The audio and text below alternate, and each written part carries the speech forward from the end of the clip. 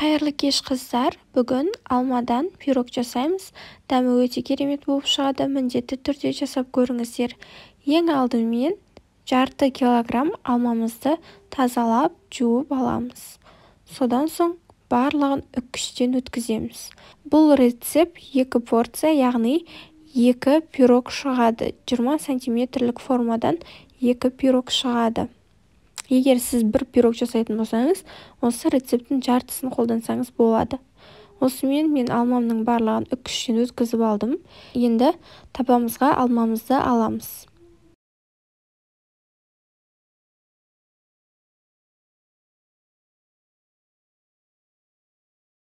Бес минут алмамызды пісіріп аламыз. Содан соң оның үстіне 2 ас қасық шекерді және де 1 шай қасық корицамызды саламыз. Содан соң 10-15 минут пісіріп аламыз.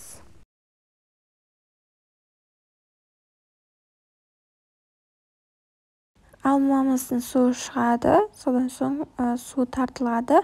Яғни тартылғаннан кейін біздің алмамыз пісті деген сөз. Газдың астын өшіріп, толықтай суытып аламыз.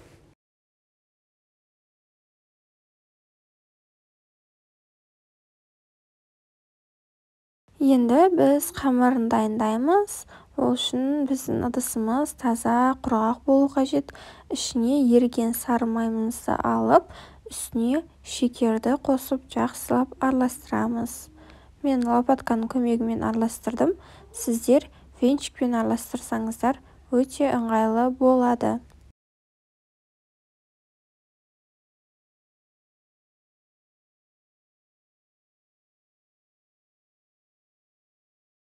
Екі жұмыртқамызды саламыз. Тағы да бір рет жақсылап араластырып жібереміз.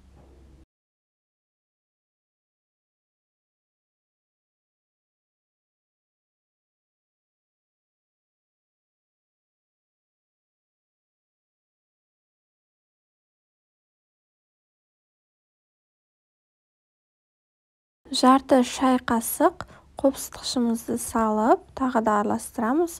Содан соң үстіне ұнымызды саламыз. Мен примерно 500 граммдай ұн қостым. Жұмсақ қамыр илейміз. Қамырымыз қатты болып қалмауы керек.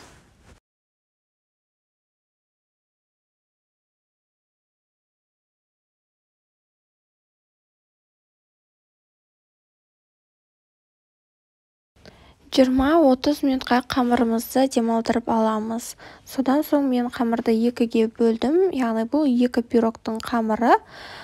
Осындай 20 сантиметрлік формаға жайғастырдым. Сосын айналасын осылай артық жерлерін кесіп алып тастадым. Барлығын түп-түзу етіп, түп-түзу болып тұрса, әдемі болып тұрады.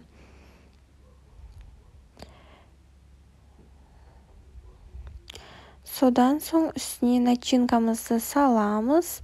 Начинканың тоже жартысын қолдандым. Барлық жеріне келетіндей етіп, начинкамызды саламыз. Осымен мінекей дайын. Бетіне жаңғақ қосып жіберсеңіздер өте дәмді болып шығады. Сосын қамырдың 1/3 бөлігін алып қалып, бетіне оформлениесін жасаймыз. Осылай қамырды жайып, ұзынша етіп видеодағыдай кесеміз. Жіңішке етіп кессеңіздер өте әдемі көрінеді.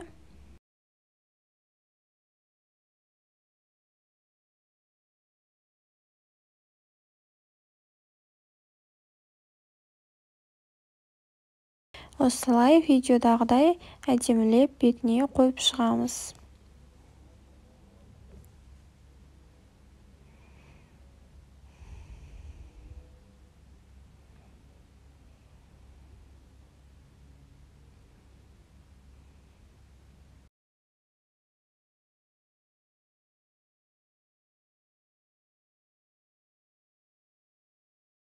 Сосын менде осындай форма бар, гүлдің формасы. Айналасына осындай гүлдерді қойып көргім келді, қалай болады екен деп. Сіздер қоймасаңыздар да болады, просто қамыр артылып қалғандықтан солай қойып көрейін дедім. Үстіне бір жұмыртқаның сарысын жағамыз. Біздің щеткамыз өте жіңішке болу керек, кішкентай болу керек. Қамырдың үстіне жаққанға ыңғайлы болады сол кезде. Енді қызып тұрған 180 градус пеште 25-30 минут пісіріп аламыз. Осымен менің пирогым дайын. Дәмі өте дәмді болып шығады. Міндетті түрде жасап көріңіздер. Ас болсын.